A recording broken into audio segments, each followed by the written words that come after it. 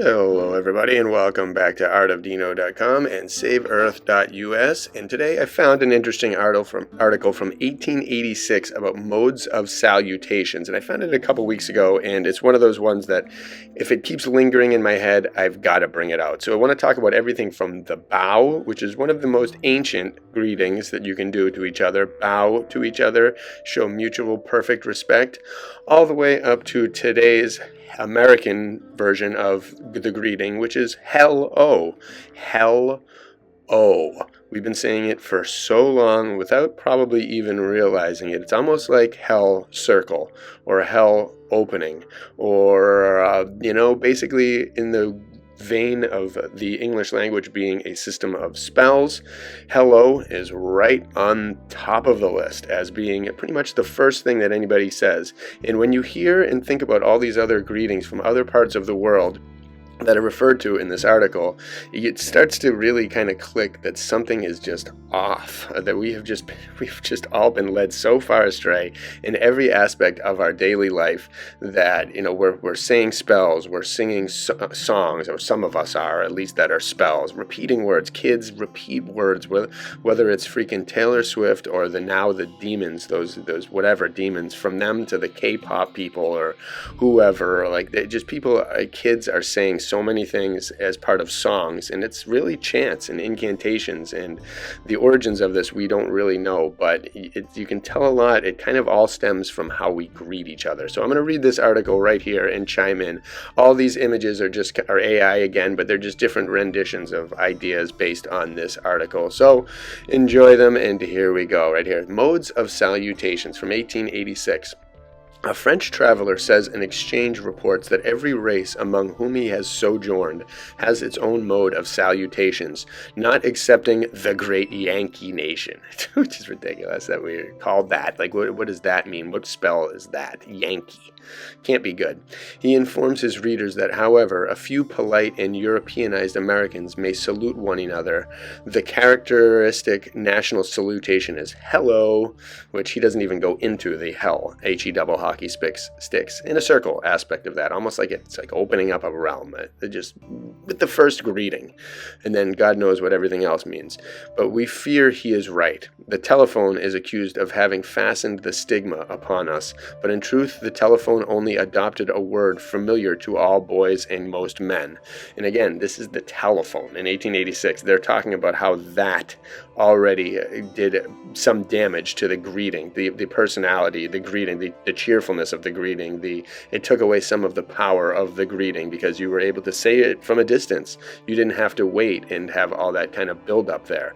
And now we've got the internet where you can say hello to anyone without even thinking. You can be anyone you want. You can make up lie after lie. You can do anything. And boy, has that changed communication.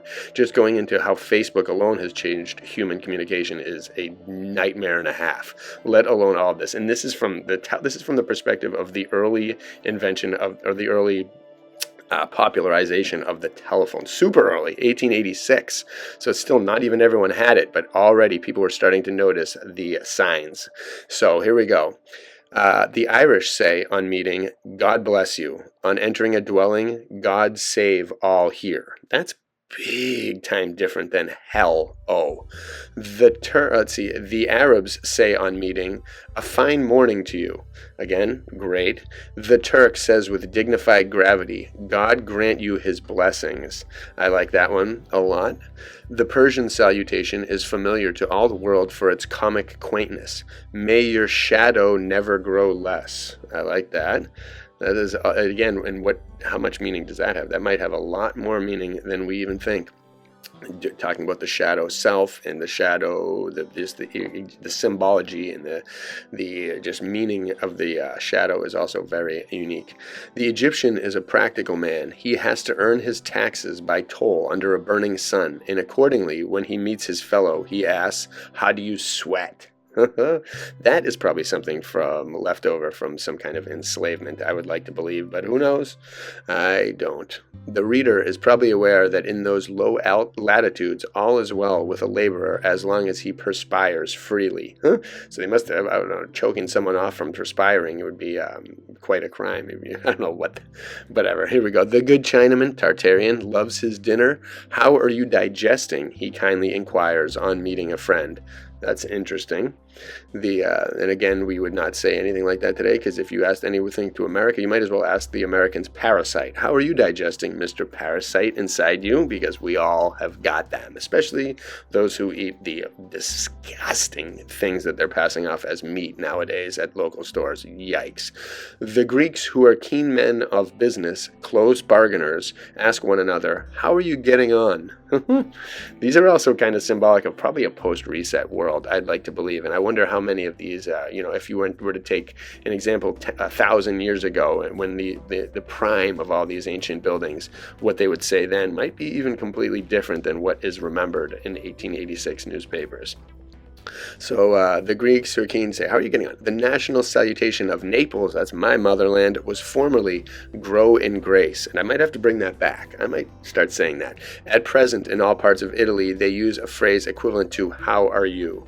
So again, in Italian as well. So it means, it probably sounds a little more romantic and beautiful. How are you? Like kind of like our what's up. That's one of our common ones nowadays, which is still better than hello.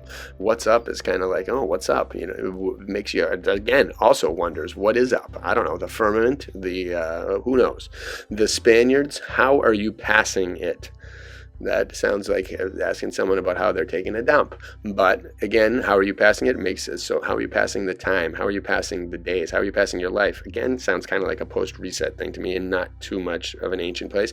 The French, how do you carry yourself? Oh, that's very proper of the Frenchmen. They certainly are not saying that now in the no-go zones of France. Not even close. The Germans, how does it go? Also very interesting. The engineer kind of master race, how the flying, what are you going to fly? Are you going to airship? How does it go? The Dutch, how do you travel? That's important too. They knew that traveling was important, the old worlders, and they loved it. They loved it, and we need to get back into that again. I wish we had more freedom, but they are choking us off in our ability to travel as quickly as possible, because they want us all to stay in our houses and play video games and travel through our visors that nobody wants, or glasses that nobody wants. Here we go. The Swedes, how can you? Meaning, are you in good vigor? That's pretty good. Are you in good health? You in good vigor? You have good energy? The Russians, be well.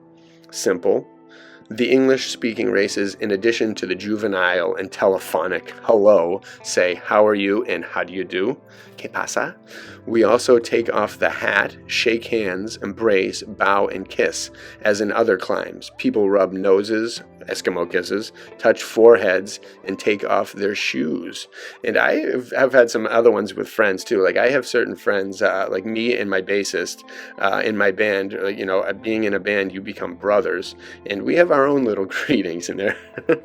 Probably, but just it can be anything. Like any type of like showing of love and affection is just amazing. And not even affection, but just like embrace. Like a lot back in the day, me and my friends would tweak each other's NIPs a little bit occasionally as like a way, but not really do it, but just kind of like go in that general region. And that was a form of love, because we are great friends. We've been friends me and my friends have been friends since I was like 6. Most of them. I have like 10 friends who I've been friends with since I was about 6. Some of them since I was like 1 and 2. And we're great. We can do anything together. We can say anything. We never change. We could be away for 10 years, come back, and it'd still be exactly like we were when we last were. So again, it's very important stuff, how you greet someone, and it says a lot, really. You can clearly tell if you're greeting like if you're observing two people greeting, you can clearly tell if they like each other and if they don't, by how they greet each other. So the American in Italy is surprised to see men embrace and kiss each other as in the Bible lands, and this was a tough one to find find with AI, because a lot of them just looked like homo kind of scenes, really, and I didn't really want to put those in.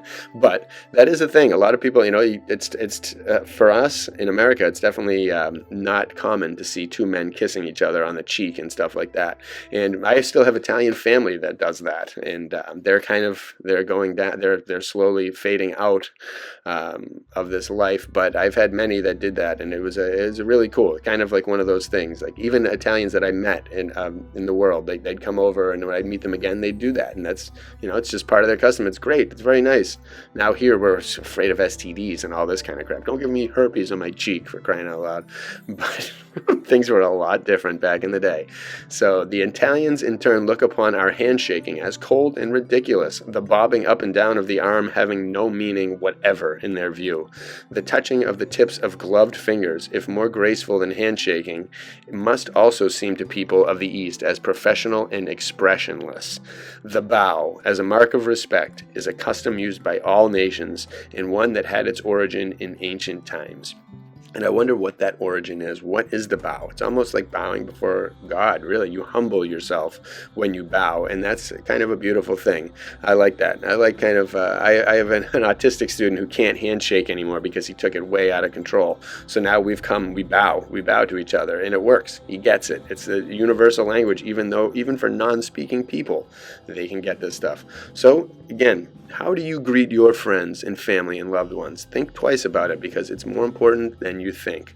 Bless you all from artofdino.com and saveearth.us.